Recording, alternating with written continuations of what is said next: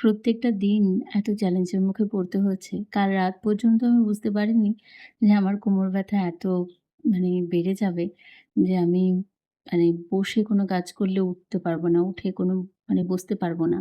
আর বাইরের প্রকৃতিটা দেখো, আমি এখানে কাঠের উনুনে রান্না করেছিলাম। তো বরই উনুনটা ধরিয়ে দিয়েছিল। প্রত্যেকদিন তাই করে, উনুনটা ধরিয়ে দেয়।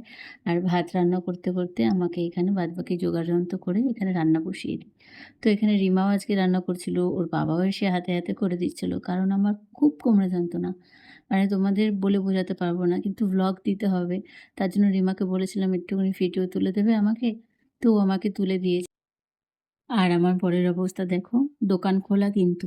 ও বারবার এসে, এসে আমাকে হেল্প করে দিচ্ছে। তারপর দোকান বন্ধ করে এখানে আসলো যখন আমি একদম আর পারছিলাম না।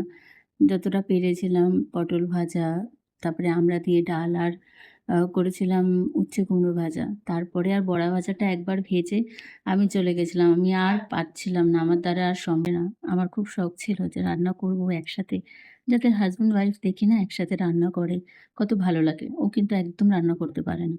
কিন্তু আমার যখন শরীর খারাপ হয়, ও এরকমভাবে আমার পাশে থাকে প্রত্যেকটা মুহূর্ত। তখন না এত ভালো লাগে, নিজেকে এত ভাগ্যবতী মনে হয়, ভীষণ ভালো লাগে। আমার যতবার শরীর খারাপ হয়েছে, আমি ততবার ওকে পাশে পেয়েছি। প্রত্যেকটা মুহূর্ত। যেইটুকুনি ভাবে পেরেছে আমাকে সাহায্য করেছে, যতটা পেরেছে আগলে রাখার চেষ্টা করেছে। আর যখন ধরো আমার মনের মতো হয় না কোনো কিছু, তখনই আমি রেগে যাই। কিন্তু এই সময়গুলো যখন যায় তখন আবার ভাবি কি, মানুষটাকে কত ভুল বুঝি। আমার শরীর খারাপের সময় ও আমার যতটা হেল্প করেছে, কেউ আমার ততটা হেল্প করেনি, সাহায্য করেনি। আর সবথেকে বড় কষ্ট, একদম উঠতে পারছিলাম না। মনে হচ্ছিল কি ৬০ বছরের বয়সের মহিলারা হয়ে গেছি। না উঠতে পারছিলাম, না বসতে পারছিলাম। সেই সময়টা অনেক কষ্টের গেছে।